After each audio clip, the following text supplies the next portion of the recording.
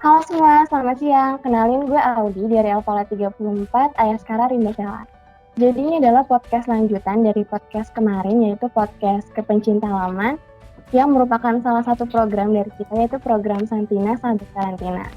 Nah, di kesempatan kita kali ini, kita kedatangan tamu, yaitu salah satu anggota dari Greenpeace Indonesia, yaitu Kak Satrio. Halo Kak Satrio, selamat siang Kak, apa kabar?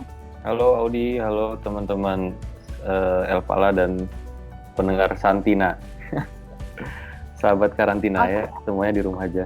Baik-baik, gimana kabarnya? Alhamdulillah baik juga. Nah, mungkin bisa dijelasin sedikit nih Kak tentang Greenpeace dulu. Organisasi apa dan fokus aktivitas Greenpeace di Indonesia tuh apa aja sih Kak? Ya kalau Greenpeace itu sendiri adalah, mungkin ada yang udah tahu, mungkin ada yang belum tahu. Greenpeace itu kan adalah sebuah NGO ya, atau non-governmental organization yang bergerak di bidang lingkungan. Gitu. Kita itu sebenarnya adalah organisasi kampanye sih, pada dasarnya adalah organisasi kampanye. Kita berusaha mengkampanyekan isu-isu lingkungan gitu. Nah, isu-isu lingkungan ini kalau di Indonesia yang kita bawakan ada 4 fokus utamanya, yaitu di yang pertama climate and energy, yang kedua di kehutanan, yang ketiga di kelautan, dan yang keempat di urban. Urban itu untuk saat ini fokusnya ke penanganan sampah plastik gitu. Oke, jadi emang Greenpeace tuh udah fokus di isu lingkungan ya Kak? Iya, kalau Greenpeace sendiri kan udah ada sebenarnya dari tahun 1970-an. Cuman kalau misalkan di Indonesia sendiri sih nggak terlalu lama, masih kira-kira dari tahun 2007 sudah mulai ada kegiatan sih di sini di Indonesia. Gitu. Oh, oke.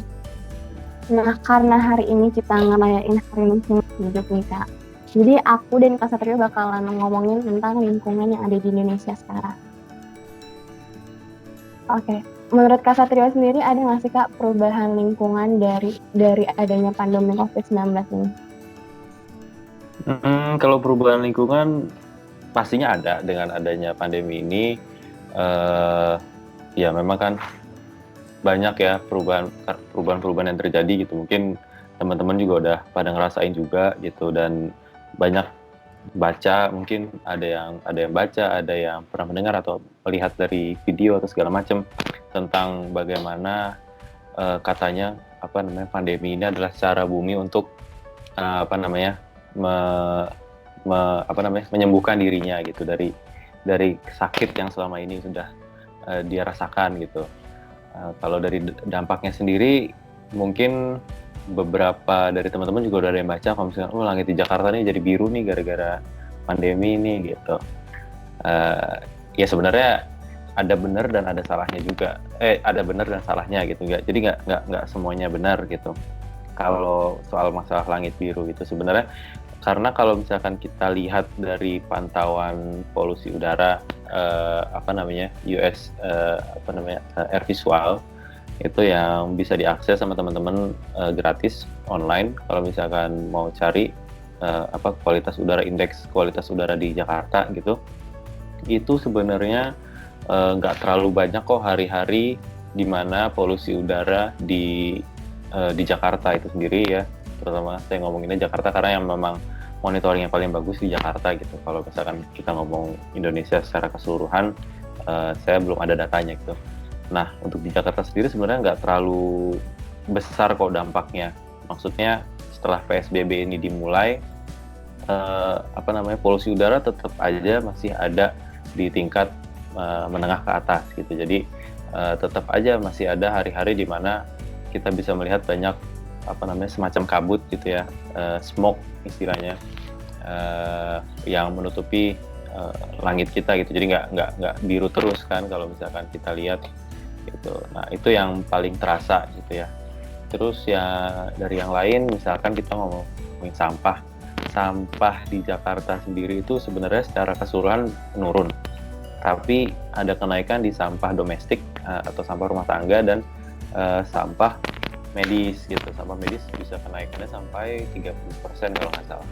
Jadi ya sebenarnya trade off aja sih, ada yang turun ada yang naik. Yang turun itu misalkan di sampah-sampah industri kayak mall, hotel, kemudian perkantoran dan segala macam, itu memang menurun gitu. Cuman di sisi lain ada yang meningkat juga, dan sampah medis ini sebenarnya nggak cukup tricky ya, karena treatmentnya itu agak susah.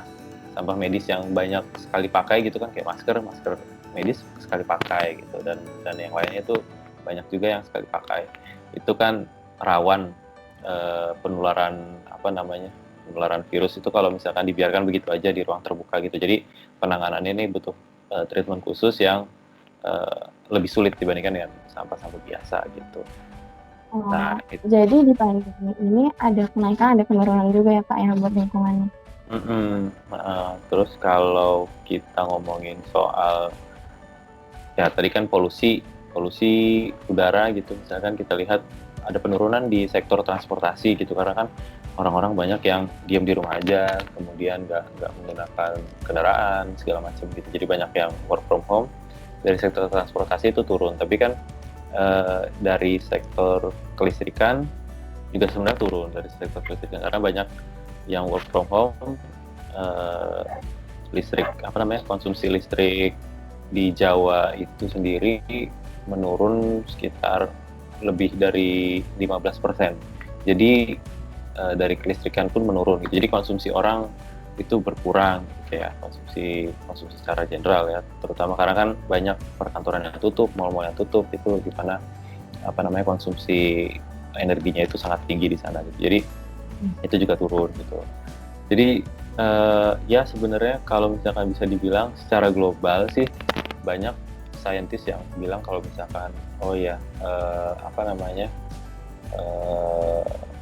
lapisan ozon sudah mulai kembali nih kembali menebal lagi, karena kan waktu kemarin ketika kita banyak melakukan aktivitas manusia gitu, itu terjadi penipisan lapisan ozon juga gitu. Jadi ada yang bilang kalau misalkan lapisan ozon udah mulai kembali menebal nih.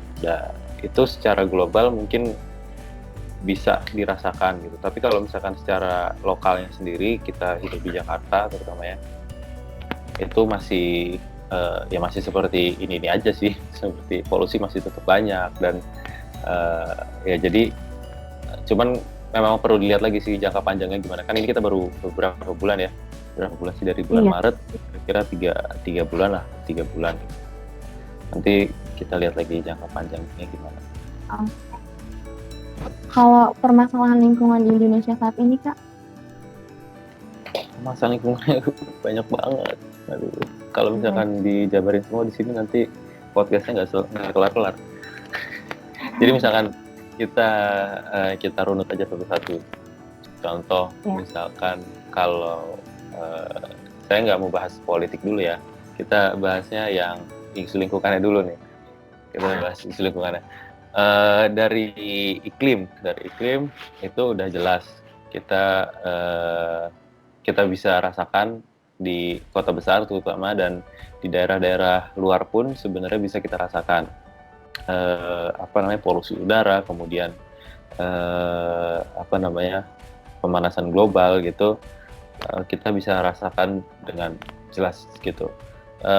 Awal 2020 kemarin kita diterpa oleh hujan yang sangat besar gitu, yang ya biasanya itu kalau misalkan ini sebenarnya dari dulu udah ada gitu, dari tahun 2007 gitu. Misalkan kalau misalkan kamu udah lahir dan kamu merasakannya juga, itu tahun 2007 itu ada hujan besar banget waktu itu.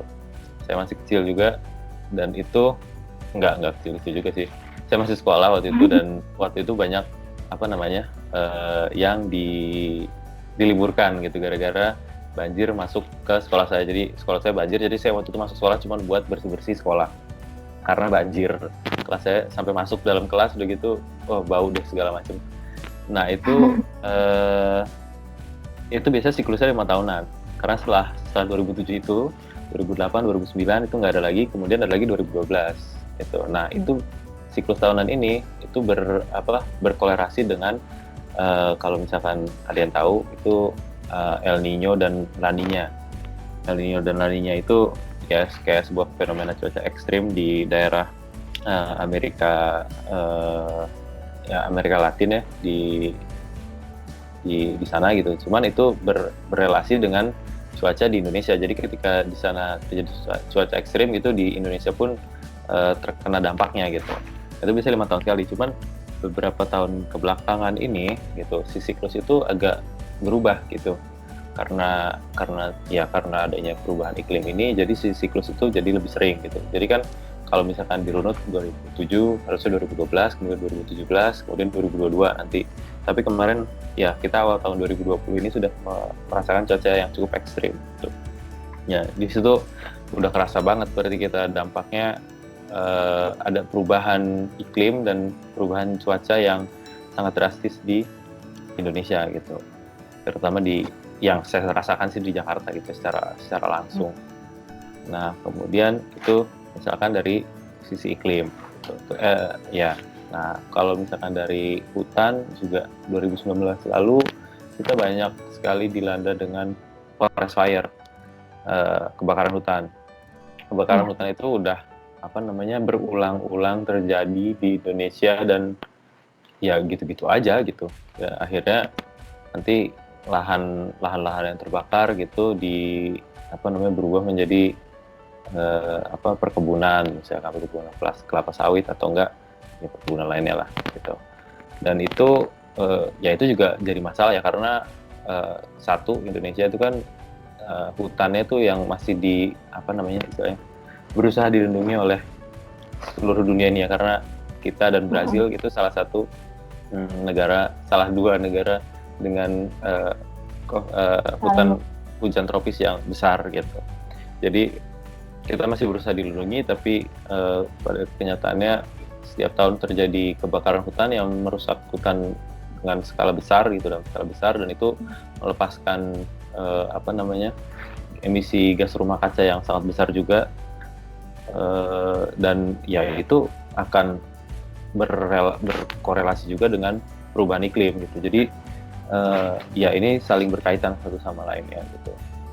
Nah dari situ juga kalau kita lihat di sisi kelautan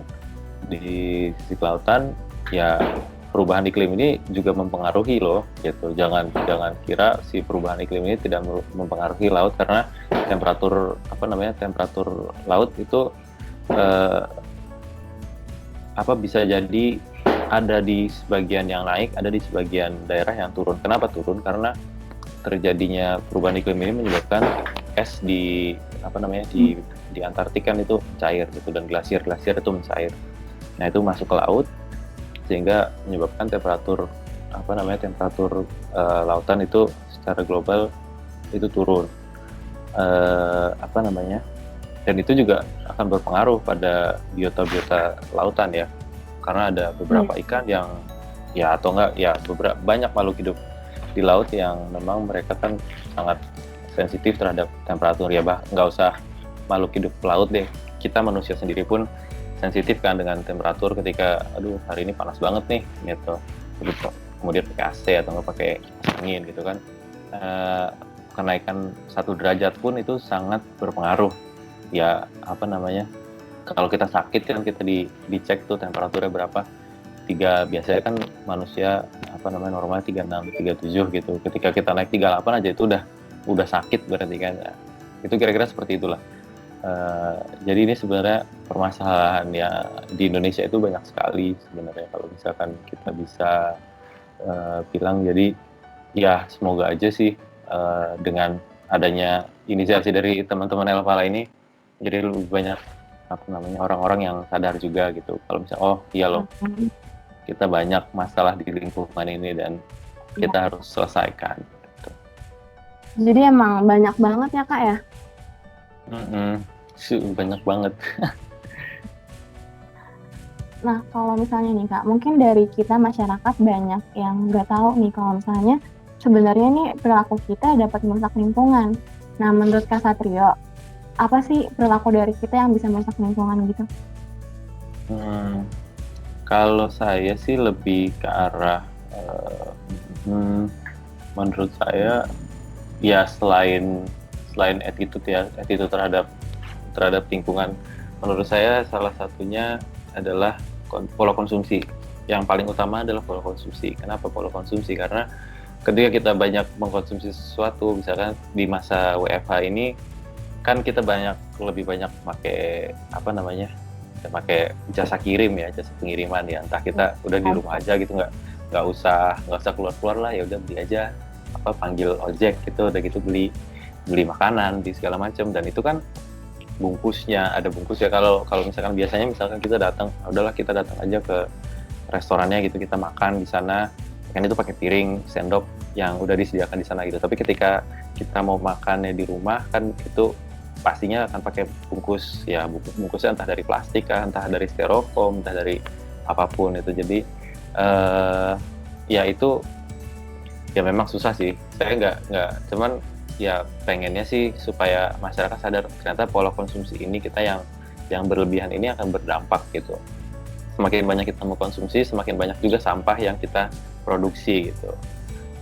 Ya entah itu konsumsi makanan, entah itu konsumsi pakaian misalkan, entah itu konsumsi intinya kan ketika kita banyak membeli sesuatu atau kita banyak menggunakan sesuatu, banyak juga sampah yang dihasilkan gitu. Jadi terutama di situ sih, di pola konsumsi gitu. Selain kita mengurangi sampah, kita juga mengurangi kekeringan di dompet kan. Jadi sebenarnya itu bagus buat dua-duanya gitu. Kita berhemat dompet dan berhemat sampah juga. Iya. Terus gimana untuk Kak cara kita ngecegah supaya kita nggak berperilaku konsumtif lagi? Kalau tips and triknya sih menurut saya kita banyakin untuk yang belum bisa gitu, misalkan baiknya sih misalkan kita menanam tanaman-tanaman yang bisa kita makan gitu, misalkan jahe atau enggak cabai sendiri gitu, sehingga kita bisa mengurangi pembelian kayak ke pasar gitu. Kita ke pasar dulu, atau enggak ada tukang sayur lewat gitu, terus kita beli dari tukang sayur gitu. Kayak produksi untuk konsumsi sendiri itu sangat berpengaruh gitu, karena kita bisa mengurangi jejak karbon yang ada gitu. Karena kan kalau misalkan kita makan misalkan dari pasar gitu, di barang-barang yang ada di pasar ini kan sebenarnya nggak diproduksi di situ gitu, produksinya misalkan di luar kota gitu, dari luar kota itu kemudian ditransport. Setelahnya ada jejak karbon yang sudah kita yang ada gitu. Jadi misalkan saya beli cabai di pasar gitu, cabai ini dikirim misalkan dari Jawa, dari daerah mana lah, atau enggak ya misalkan dari sana gitu. Nah, transportasi si cabai itu kan berarti sudah mengeluarkan karbon dioksida. Nah, itulah atau enggak emisi karbon gitu. Nah, itulah yang namanya istilahnya jejak karbon. Nah, ketika kita beli itu berarti kita mengkonsumsi barang dengan jejak karbon yang tinggi gitu kan. Nah, kalau misalnya kita bisa mengkonsumsi bahan-bahan yang kita produksi sendiri gitu, itu dapat mengurangi jejak karbon yang kita yang kita konsumsi gitu. Walaupun ya sebenarnya nggak perlu langsung besar-besar gitu. Misalkan kita produksi yang kecil-kecilan, cabai lah jahe, atau enggak yang gampang-gampang aja dulu gitu. Nah, kalau misalkan yang masih belum bisa di sana gitu, misalkan kita nggak perlu lah beli, maksudnya kita kurangi juga konsumsi makanan instan, dan termasuk yang kue-kue dan segala macam, cemilan gitulah, agak-agak dikurangin, karena kan cemilan semuanya pakai bungkus plastik gitu misalkan, atau enggak bungkusnya kardus atau apapun lah yang dikemas itu di supermarket, itu bisa dikurangi supaya mengurangi sampah kita sendiri gitu. Dan kita juga bisa belajar masak, mungkin kita bisa bikin cookies sendiri atau segala macam lah ya, walaupun memang itu butuh effort lebih sih tapi kan kita saat ini kondisinya sedang banyak banyak di rumah gitu, jadi kita ya mungkin bisalah sekalian belajar. Jadi ketika nanti udah keadaan udah normal lagi gitu, kita punya banyak skill tambahan. Jadi kalau biar nggak konsumtif tuh kita bisa belajar masak, terus berkebun ya, sama Iya, kurangi belanja instan. iya, kurangi belanja-belanja di supermarket lah yang menggunakan apa namanya bungkus-bungkus plastik atau enggak segala macam gitu. Atau bisa berarti belanjanya yang penting-penting aja gitu kan Kak ya. Iya, jadi misalkan beli tepung terigu misalkan untuk bikin kue atau beli apapun lah yang maksudnya bisa kita gunakan untuk jangka waktu yang cukup lama gitu, nggak kayak beli sekali sekali beli kemudian sekali kita konsumsi habis buang gitu. Nah, selama di rumah aja nih Kak, kan kita kan lagi PSBB nih, pasti di rumah doang kan. Terus gimana tuh Kak cara kita ngejaga lingkungan selama di rumah aja? Ya itu tadi sih, kurangi konsumsi karena pasti di rumah akan lebih banyak konsumsi dibandingkan dengan kalau misalkan kita ke aktivitas gitu ke kantor atau enggak ke sekolah. Misalkan kita ke sekolah nih, terus udah gitu kadang-kadang kita kan bawa bekal, udahlah males jajan di sekolah gitu atau mungkin kita makan misalkan cuma ya waktu ketika istirahat aja gitu.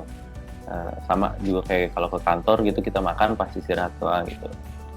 Di luar itu kita misalkan kerja lagi. Cuman kalau ketika di rumah gitu kita lagi kerja, misalkan, tuh bosen banget nih.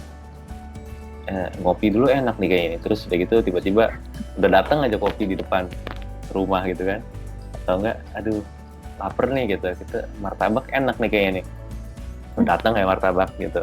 Nah, yang kayak gitu-gitu selama WFH ini gitu atau selama kita PSBB ya bisalah dikurang-kurangin gitu. Kemudian juga ketika apa namanya ya itu tadi ketika kita mau masak kita mau makan misalkan kita bisa siapin sendiri gitu dan itu juga kan ya membantulah menjaga kesehatan sedikit dengan mengurangi cemilan-cemilan kan.